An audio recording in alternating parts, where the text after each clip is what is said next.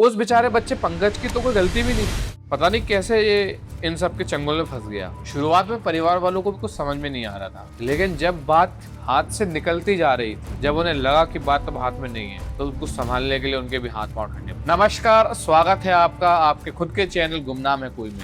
आज की जो कहानी हम लेकर आए हैं वो है एक पिशाच। तो क्या था, कैसे पिशाच के चंगुल में बेचारा छोटा 11वीं क्लास का पंकज आया और उसने उससे कैसे छुटकारा पाया। अगर आपको कहानी इंटरेस्टिंग लगती है तो वीडियो के एंड तक जरूर बने रहें और पहली बार चैनल पर आए तो सब्सक्राइब करें। अगर आपको कहानी पसंद आए तो लाइक करें और हमारे छोटे से चैनल को सपोर्ट करें और दूसरे लोगों के संग भी आप शेयर कर सकते हैं। तो चलिए बिना किसी देरी के संग फिर कहानी शुरू करते हैं। धन्यवाद। पंकज 11वीं में था जब ये कहानी शुरू। ये कहानी ज्यादा पुरानी नहीं है, आज से लगभग 6 साल पुरानी बात है। 11वीं में जब कोई बच्चा होता है तो वो कुछ सब्जेक्ट वगैरह चूज करता है, लेकिन आश्चर्य की बात ये थी कि वो पिछले 3 साल से 11वीं में था। इसका मतलब वो कंटिन्यू 3 साल से फेल हो रहा था। उसका परिवार कोई ऐसा करोड़पति अरबपति परिवार नहीं था, लेकिन हाँ काफी समृद्ध थे वो पैसे। एकदम ऐसी गरीबी नहीं थी उनके पास, लेकिन काफी समृद्ध। शुरुआत में माता पिता को लगा कि बच्चे के ऊपर प्रेशर ना डाले, इसलिए उन्होंने 1 साल तो कुछ नहीं बोला। दूसरे साल जब ऐसा हुआ तो उन्होंने उनको थोड़ा समझाया, थोड़ी काउंसलिंग वगैरह। इसके बाद भी जब बात नहीं बनी तो उन्होंने उसको डॉक्टर्स वगैरह को दिखाया। तो कोई बोलता है कि भैया बच्चे की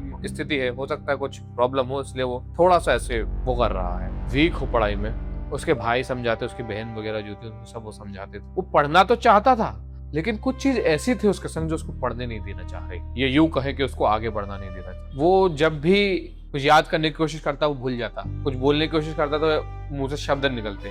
वो हमेशा एक कमरे में, अंधेरा घुप कमरे में बैठा रहता, कभी बाहर नहीं आता, किसी से बातचीत नहीं करता। खाने में भी उसको अंदर दे जाओ तो ही उसके लिए ठीक रहता। ऐसा करते करते जब उसको 1-2 साल हो गए तो परिवार वालों को लगा कि इसकी दिमागी हालत ठीक नहीं है, तो उसको पागलों के डॉक्टर को दिखाना शुरू कर दिया। उसके दिल में एक कसक, एक दर्द हमेशा रहता था। वो कुछ बोलना तो चाहता था, मुंह से बहुत शब्द कोशिश करता था निकालने की, लेकिन वो उसको निकाल नहीं पाता था। जब भी अपने भाई को दिखा था तो कुछ जैसे कोई मुंह खोल के कुछ बोलने की कोशिश कर रहा था, कोशिश करता था, लेकिन उसकी जैसे भाई को देखता था उसकी आंखें बढ़ जाती थी और वो नहीं बोलता था। अब भाई के मन में भी एक शंका थी कि यार मेरा भाई को क्या समस्या है, क्यों वो कुछ बोल नहीं रहा है। तो अब उन्होंने इसका उपाय करने के लिए उसने बोला कि किसी से पूछते हैं। तो एक बार वो एक पंडित के पास गए। जब वो पंडित के पास जाते हैं तो पंडित बोलता है कि ठीक है, जहाँ की कहानी है उसके पास एक शंकर जी का मंदिर थोड़ा 45-50 किलोमीटर करीब पे, तो वहां पे उनको ले जाओ। वहां पे एक बाबा सुबह 4 बजे से बैठते हैं और 6:30-7 बजे तक बैठते हैं, और जो उस बीच में उनके पास चला जाता है जितने लोग, उन सबका काम वो कर देते हैं, उनका उतारा वो संभव हो जाता है। इसके बाद जाओ तो नहीं होता है। अब उसके भाई ने जब ये बात घर वालों को बताई तो घर वालों को पहले तो शुरुआत में विश्वास नहीं, और विश्वास होता भी क्यों, पढ़े लिखों की सही तो प्रॉब्लम है कि वो उन चीजों को ऐसे नकार देते हैं जैसे कि वो एग्जिस्ट ही नहीं करते। तुमने भी कभी अपने एग्जिस्ट ही नहीं करते। अब जब घर वालों ने मना करे तो वो बोलता है उसका बड़ा भाई कि मैं नहीं मानूंगा, मैं तो एक बार इसको अपने साथ ले जाकर ही दम लूं। तो जो घर वाले बोलते हैं कि ठीक है भाई, तेरा भाई है तो उसको अगर ठीक करना चाहता है तो उसको ले जा। तो जब वो मंदिर जाने के लिए आगे बढ़ते हैं तो सबसे पहले वो पंडित जी से बात करता है। तो पंडित जी उनको बोलते हैं कि ऐसे कोई भी जब उतारे के लिए जाता है तो ऐसे अपने मन से उठ के नहीं जाया पड़ता है, उसकी पहले एक छोटी सी पूजा होती है। पहले पूजा होगी, थोड़ा सामान आपको दिया जाएगा, उस सामान को लेकर उस गाड़ी में रख के उसके बाद ही आप उस मंदिर तक जा सकते, वरना बीच में बहुत खेल हो जाएगा। वो कहता है ठीक है। अब जैसे तैसे एक सामान होता है, एक समझ लो आप ऐसा छोटी सी, बहुत छोटी सी टोकरी, बांस की प्लास्टिक की टोकरी होती है, उसके अंदर वो सामान था जिसको लाल कपड़े से बांध रखा था। अब वो सामान उसने गाड़ी में उस सीट के नीचे रख लिया जहाँ पे वो बैठने वाला। ऐसा बोलना था उनका पंडित जी का कि जहाँ यह बैठे उस सीट के नीचे उसको रख के ले जाना। तो वो आता है, भाई से बोलता है चल भाई थोड़ा घूम कर आते हैं। भाई बोलता है ठीक है भैया चलो। अब वो आते हैं, गाड़ी में बैठते हैं, और थोड़ा जैसी गाड़ी आगे बढ़ती है तो गाड़ी में बड़े एसी चालू था, बारिश का मौसम था, कोई समस्या नहीं थी। तो वो कहता है कि भाई मुझे यहाँ पे घबराहट सी हो रही है, सांस नहीं आ रही है, क्या मैं पीछे बैठ जाऊँ? तो भाई को पता था कि कुछ समस्या है, तो नहीं पीछे क्यों बैठना, यहीं पे बैठा आगे, मैं अकेला थोड़ी ड्राइवर थोड़ी हूँ तेरा, तू बैठा रहेगा पीछे, मैं तेरी गाड़ी चलाऊंगा, तू मेरे साथ ही बैठेगा, मेरे को नींद आ जाएगी। तो भाई कहता अरे भैया कोई नींद नहीं आएगी आपको, बैठ जाने दो, मुझे यहाँ पे दम घुट रहा है। तो कहता है नहीं कोई पीछे नहीं बैठेगा, सब जानता हूँ कोई नाटक कर रहा है। जैसे उसने ये बोला उसे एक बहुत डरावनी सी हंसी सुनाई, और वो बोलती है हंसी में, यहाँ पे बैठ के बचा लेगा क्या अपने भाई को? उसने गाड़ी को तुरंत सडन ब्रेक लगाया और पलट के देखता है भाई की तरफ कि क्यों, क्या बोला था तूने? उसका भाई एकदम नॉर्मल होके पूछता है कि मैंने क्या बोला भैया, कुछ तो नहीं बोला, ज्यादा मजाक चला तेरा, ज्यादा दिमाग चढ़ रहा है, बताओ तेरे को। भैया मैंने क्या करा, मैंने कुछ करा ही नहीं, ढंग से रह ले, जा पीछे जाके बैठ जा। उसको उसने सोचा कि दिमाग में आया कि गाड़ी में तो वो सामान रखा ही है, भले सीट के नीचे नहीं, लेकिन ऐसा नहीं था। वो सामान सीट के नीचे होता तो ही ज्यादा असर करता, गाड़ी से भी थोड़ा सा कम असर करता। और वो गाड़ी में भी भैया के पीछे बैठा था, मतलब सामान के पीछे से अपोजिट वाली सीट में, तो जहाँ पे वो बैठा था। तो अब जैसे वो गाड़ी चलाते चलाते उसने अपना फ्रंट मिरर जो होता है उसको एडजस्ट करा, पीछे उसको उसका भाई बैठा हुआ नहीं मिला, उसको बैठा हुआ देखा एक बूढ़ा सा व्यक्ति जिसका आधा चेहरा जला हुआ है और एक किस्म बोम टपकते ऐसा टपक रहा है। जो पलट के पीछे देखता है तो उसका भाई उसको दिखा, वो आदमी नहीं दिखा। फिर कांच में देखता तो फिर वही आदमी। अब उसका दिमाग चकरा गया। लगभग वो लोग शाम को निकले थे तो रात हो गई थी। उनकी गाड़ी कभी बंद हो जाती, कभी कुछ हो जाता। रात को उनको 8 बज गए उधर जगह उस आधे रास्ते कवर करने में, 20-25 किलोमीटर चलने में। बोलते कि भाई, बड़ा भाई बोलता है कि मुझे बहुत घबराहट हो रही है, और छोटा बोलता है कि भाई मुझे बहुत टॉयलेट आ रही है तो थोड़ा गाड़ी रोक दो। वो एक ढाबा देखकर वहाँ पे गाड़ी लगाते हैं। वो कहते हैं मैं चाय वाय पीता हूँ जब तक टॉयलेट वॉयलेट है। उसका भाई टॉयलेट होकर आता है। यही सबसे बड़ी गलती होती है। कभी भी किसी को ऐसा उतारा वगैरह के लिए ले जाया जाता है तो उसको कभी अकेला नहीं छोड़ना पड़ता है। और खास तौर पर अकेला वो व्यक्ति जा रहा था उसको लेकर, उसके भाई को लेकर। तो वो चाय पीता है और चाय जिस ढाबे से पीता है उस ढाबे पे अधिकतर वही लोग आते थे जो उस मंदिर तक जाते थे। ढाबे वाला समझ जाता है, बोला क्यों भाई, क्या किसका संग समस्या है? उस भाई की थोड़ी थोड़ी हरकतें अजीब होना शुरू। पागलों की तरह से कोई हंसता है, पागल जैसे कोई गुर्राता है, आगे बढ़ता है, उठता है। वो चारों पैर पे कुत्ते की तरह बैठा था गाड़ी के पास और वैसे ही टॉयलेट करने की एक्टिंग कर रहा था। चाय वाला समझ जाता है ढाबे वाला कि इसके संग कुछ समस्या है। वो कहता भैया तुम अकेले आए हो? पता बोला भैया अकेले नहीं आते हैं, कोई को लेकर आओ साथ में। ये अगर खेल गया ना तो तुम अकेले से संभल नहीं पाएगा। ये इतना कहने की देरी थी कि उसका भाई था वो भागता हुआ आता है और जो ढाबे पे जो तंदूर होता है नीचे से राख वगैरह लकड़ी वगैरह डालने के लिए जगह होती है, वहां पे अपना सिर घुसेड़ देता है। उसका भाई पीछे कॉलर पकड़ा खींचता है बाहर, ये क्या कर रहा है?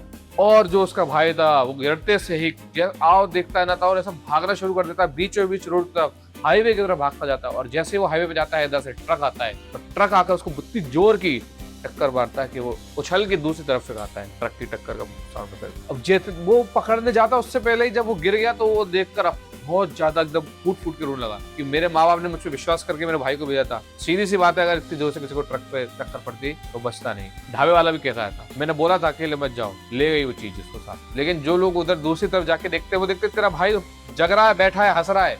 अरे जैसे ही उसने सुना उसने भाग कर उसको पकड़ा। बोल रहा भाई तू क्या चला गया था? और वो जो जिसके ऊपर उसका छोटा भाई था वो उसके पारस पंकज, जो उसका छोटा भाई था पंकज, वो भाई को देख के हंसता है, बोले बचा लिया गया, बचा अभी तो बच गया, आगे के बचा लेगा मुझसे। अब ढाबे वाले सब देख ही रहा होता है कि उसको गुस्सा चढ़ती। वो कहता है कि भैया अब बहुत हो गया इसका, मैं लेके चलता हूँ आपको मंदिर तक। ये क्या सोचता है कि भैया तुम अकेले हो, चिंता मत करो भैया मैं आपके संग चलता हूँ। इतना कहता है। वो अपने दुकान के जो नौकर वगैरह होता है उनसे बोलता है छोटू सामान ला के दे। अब वो मैं आपको कैसे समझाऊं, वो सामान ऐसा था कि एक पीतल का कलश था। उस पीतल के कलश के जो ऊपर का इलाका रहता है वहां से लकड़ी ऐसे आर पार थी और उसको ऐसा कलश को पकड़ रखा था। कलश नीचे से बंधा हुआ था कपड़े से। अब ये कैसे उनने ऐसा बनाया था पता नहीं, और उसके अंदर क्या बना था ये भी नहीं पता। वो लेकर आता है और जैसे वो आता है बोलता तू बहुत गुर्रा रहा था ना, अब तू देख। उसने बस कलश लिया था हाथ में, बोला चल बैठ। जैसे कि बहुत कोई सीधा बच्चा नहीं होता वैसे उसकी बात मान के चुपचाप गाड़ी के पीछे आके बैठ गया। वो जो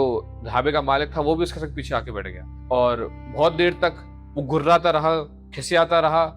लेकिन बोला जितना तू खिसियाएगा, जितना तू आगे बढ़ने की कोशिश करेगा, जितना तू तकलीफ देने की कोशिश करेगा, उतना तू कमजोर पड़ता जाएगा। इसलिए चुपचाप बैठ जा, तेरी भलाई इसी में। ढाबे वाले के मुंह से ऐसे शब्द जब उसने बड़े भैया ने सुने तो कहते भैया अगर आपको उतार आता है तो आप ही उतार कर दो। अच्छे लोग तो हर किसी को चाय जा मिल जाते हैं, बस देर है उनको पहचानने। तो ढाबे वाला कहता है नहीं जी नहीं भैया, हम तो महादेव के छोटे से भक्त हैं, असली चमत्कार तो बाबा ही करते हैं, आपको लेके चल रहा है उनके पास। जो भी समस्या हो बाबा जी से कह देना, वो उसको सब ठीक कर देंगे। रात के 12:30-1 बजे करीब वो उधर पहुंचते हैं और मंदिर के प्रांगण में जाके गाड़ी लगाते हैं और उधर इंतजार करते हैं। सुबह के 4 बजते हैं, जैसे तैसे उनका नंबर आता है तो उसको देखते से पंडित जी कह देते हैं इसके ऊपर तो एक पिशाच और तुम्हारे घर का छोड़ा हुआ है। दिखने में बहुत सुंदर था वो लड़का पंकज, इसलिए उससे परेशान होकर किसी घर वाले ने ही उसके ऊपर एक पिशाच छोड़ रखा था। एक ऐसी एंटिटी है जिसका पहचान पाना ही बहुत मुश्किल है। अच्छे अच्छों का बस नहीं चलता उसके ऊपर। कोई प्रेत कह देता है, कोई बोलता है मानसिकता पागल है, कोई जिन्न कह देता है, लेकिन पिशाच टोटली डिफरेंट होता है। उसका उतारा भी टोटली डिफरेंट। पंडित जी ने जैसे तैसे उसका उतारा किया। एक उतारे में उसको राहत पड़ गई और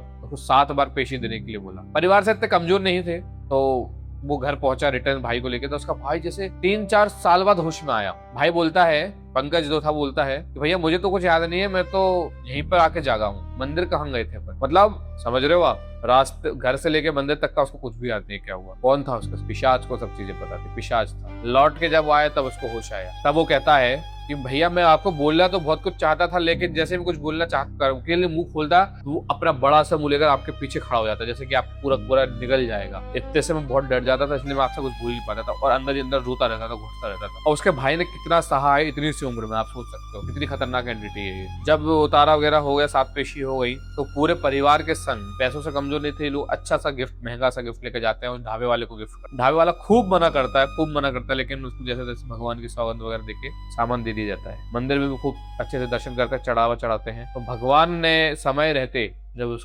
उसको उस पिशाच से बचा लिया। शुरुआत में तो घर वालों ने मानने से ही मना करते थे, लेकिन जब पंडित जी ने और उसकी पूरी कहानी उन्होंने सुनी तब समझ में आया आज भी वो बच्चा किसी से बाहर मिलता जुलता नहीं है ज्यादा। क्योंकि मैंने आपको पहले भी वीडियो बताया है कि एक बार यदि किसी को पिशाच, भूत, प्रेत या फिर कोई ऐसी तीसरी शक्ति लागू हो जाती है तो उसका ऑरा एकदम वीक हो जाता है कि उसको खुला दरबार है, कोई भी आकर उसके ऊपर चिपट सकता है। तो एक छोटी सी जलन देख सकते हो आप कहां तक ये पूरी बात ले गई। दिखने में ही तो सुंदर था, पढ़ाई में तो वो कोई एवरेज था, घर में भी कोई ऐसे कुछ करोड़पति अरबपति नहीं थे, ना उन्होंने ऐसा किसी को नीचे दिखाया। तो एक छोटी सी कहानी आप देख सकते हो कि आज के समय में आदमी कितना जलता भुनता है। इसलिए अपने आप को सुरक्षित रखो, अपना ऑरा